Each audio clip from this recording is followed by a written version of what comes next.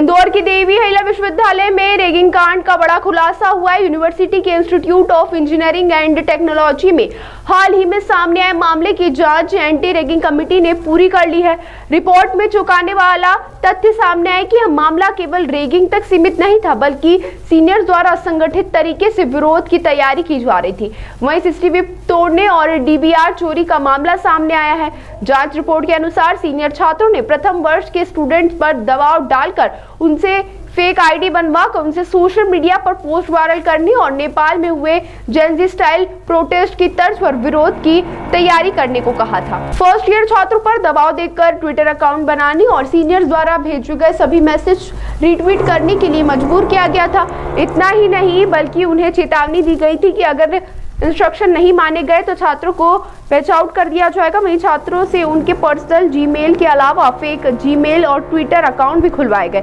Senior छात्र अमन पटेल के कहने पर प्रथम वर्ष के स्टूडेंट विवेक शर्मा ने सभी छात्रों संबंधित व्हाट्सएप पे मैसेज डिलीट करवाया। रिपोर्ट में यह भी खुलासा हुआ है कि सीनियर इंट्रोडक्शन के नाम पर एक अलग व्हाट्सएप ग्रुप बनाया गया, जहां प्रथम वर्ष के छात्रों पर दबाव डाला जा रहा था। इस पूरे प्रकरण में अमन पटेल के साथ आदर्श मकवाना, आदित्य शर्मा, सुनील अहिरवार, नमन पांडे, धवल चौधरी समेत कई सीनियर छात्रों की भूमिका सामने आई है। कमेटी के जांच के मुताबिक इस पूरे प्लान की शुरुआत शिवसागर रेस्टोरेंट में मीटिंग के जरिए हुई थी।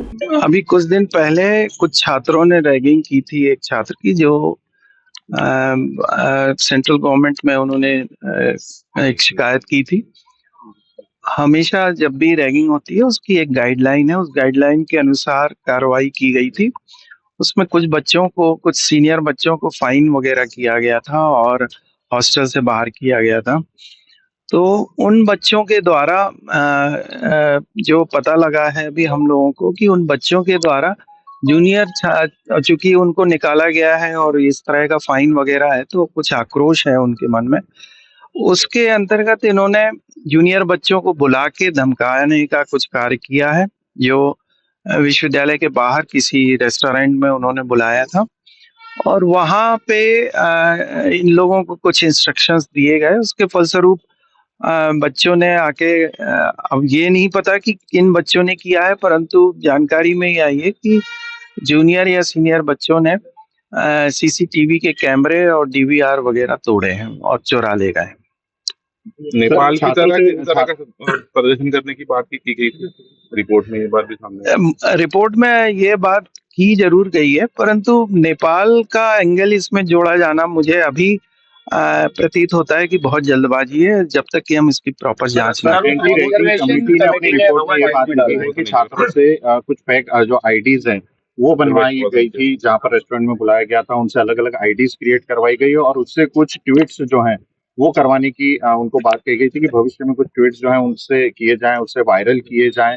और रिपोर्ट में भी ये लिखा गया है कि जी हाँ, ये जांच में ये पाया गया है कि लोगों से कुछ अकाउंट्स बनवाए गए जीमेल और ट्विटर्स के, परंतु इसका मकसद क्या है ये अभी अज्ञात है। लेकिन जांच रिपोर्ट में ये भी कहा गया है कि जैसा नेपाल में आंदोलन हुआ था जैन जी, उसी की तरह जी, उसमें एक आध किसी छात्र ने जैन जी जैसा शब्द का इस्तेमाल किया है। रिपोर्ट में भी उन्होंने इस शब्द का इस्तेमाल किया है, परंतु जैन जी का मुद्दा इसमें यदि संलग्न है या नेपाल वाला मुद्दा संलग्न है तो उसकी विस्तृत जांच आवश्यक है। जो दोषी छात्र हैं, जो सीनियर्स हैं, उन पर आगे क्या कार्रवाई की जा रही है? अब उसकी कमेटी, एक हम लोगों ने आज प्रोक्टोरियल बोर्ड की मीटिंग होने वाली है, उसमें जो रिकमेंडेशन होगा वो जाहिर हो जाएगा। पुलिस को भी पुलिस में एफआईआर की जा चुकी है। पुलिस एकदम से एफआईआर करती नहीं है, पहला एक आवेदन किया जा चुका है जिसमें ये आग्रह किया है कि चोरी जो हुए हैं हमारे यहाँ के कैमरे वो, और इस तरह की यदि कोई घटना घट रही है तो उस पर जांच की जाए। अमन पटेल कौन है? अनुज पटेल कौन है? ये छात्र हैं, सीनियर छात्र हैं। ये उसी आईटी में, आईटी के किस ईयर के हैं?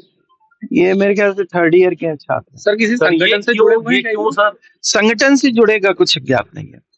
सर ये लगभग कितने छात्र जो थे, जो जूनियर्स थे, जो बाहर रेस्टोरेंट तक गए थे, और ऐसी कुछ संख्या भी मुझे ऐसे 30-40 तो संख्या ऐसे अंदाजे से पता है, पर एग्जैक्ट संख्या नहीं पता। कितने सीनियर छात्र थे उनकी संख्या? उसमें भी यही 4-5 छात्र जो आप नाम ले रहे हैं, इन्हीं छात्रों का ज्यादा मुख्यतः थे। एफआईआर भी नहीं हुई क्या? जी हाँ सर, क्या कुछ ये बात सामने है कि नामजद अभी एफआईआर नहीं है, पर वो एक इस गतिविधियों के रिलेटेड जो एफआईआर उस समय रैगिंग के एंटी रैगिंग के समय हुई थी, वो हम लोगों को एफआईआर कराना जरूरी है, पर वो पुलिस में रिपोर्ट ही हुई है, उसकी एफआईआर उन्होंने अभी तक दर्ज सर क्या ये छात्र जो है सीनियर पहले कोई सजा के मिलने के बाद कोई ऐसा कुछ भड़काना चाहते थे विश्वविद्यालय के खिलाफ छात्रों को? प्रतीत तो यही हो रहा है मुझे, क्योंकि हम लोगों ने एंटी रैगिंग कमेटी के माध्यम से जो शुरू में इन लोगों को कुछ को फाइनेंशियल वो दिया है, कुछ को बाहर किया है हॉस्टल से, तो वो आक्रोश मैंने अभी जिक्र भी किया कि वो आक्रोश जो है वो जरूर उसमें है।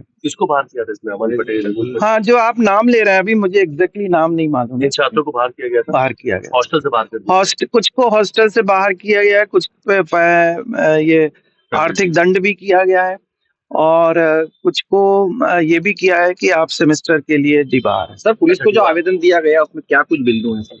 किस तरह के बिंदु हैं उसमें? भी ये नेपाल जैसी घटना का जिक्र किया गया? ये मुझे अभी ज्ञात नहीं है, मैं पता लगाना पड़ेगा मुझे।